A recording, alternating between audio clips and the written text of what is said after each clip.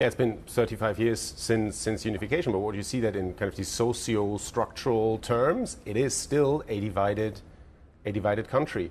And so that kind of, ordering principle that from West Germany, the old Federal Republic, strong integration with the West, arch friendship with France, European integration, close ties with the US, all of this carried by a moderate center-left, center-right party, and maybe throw in the Greens. That is an environment, an ecosystem that kind of got implanted on the East overnight in 1990, right? That doesn't have the same deep roots that it has in West Germany. And I think this AfD success that we've seen yesterday, that we're likely going to see in 3 weeks, there's another regional election coming up in East Germany, is just the latest expression of that. These old school, if you like, West German moderate politics never really took hold in the East. But the biggest outside influence of the last 35 years, I would argue, is not the United States, and is not, obviously, before that, Soviet influence. It's the EU. And Germany, whether the East believes it's been a beneficiary or not, Germany has arguably been the largest beneficiary of EU integration policy. And the real origins of this, of the EU, come from trying to make sure there is never war in Western Europe ever again between France and Germany, between the West and Germany.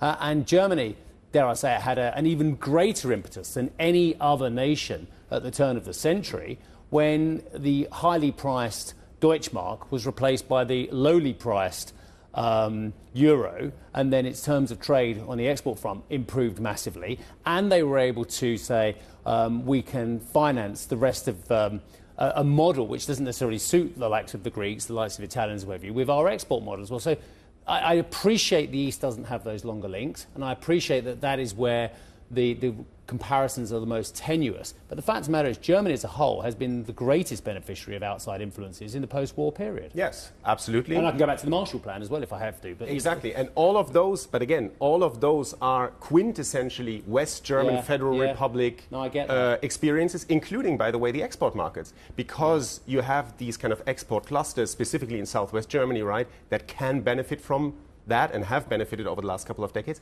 which again is an experience that in the East you don't probably really have. Come back and say the stunning amount of investment that came wouldn't have happened under any other regime. And I could probably come back and say the Ostmark being converted with the Deutschmark at 1-to-1 was again another stunning gift to the East. But again, I mean, obviously depends on which segment of society you're looking at in the East, but I agree. I mean, obviously East Germany was in a very privileged situation in the sense that 3rd October 1990, they became members of NATO and of the EU. If you look at other countries in Central and Eastern Europe, they had to go through this long process of applying for membership and so on and so forth.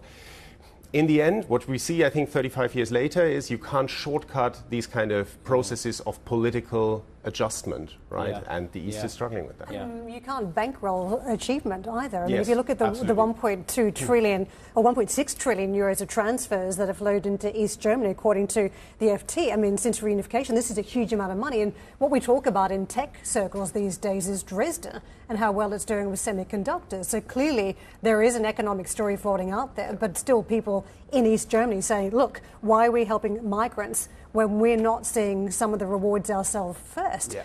This economic story mixed with migration, I mean, how do you unpick what you saw first? Because clearly there's been enough money potentially sent into that part of the world, but it's still not making any difference. Yeah, and how efficient has that really been, right? Because it's kind of these very targeted subsidies that end up in very specific clusters. Dresden is one, Leipzig is another one. Obviously, Berlin is its own story, but the country kind of as a whole, beyond this handful of cities, is perhaps a different story. How effective that subsidy policy has been, I can't help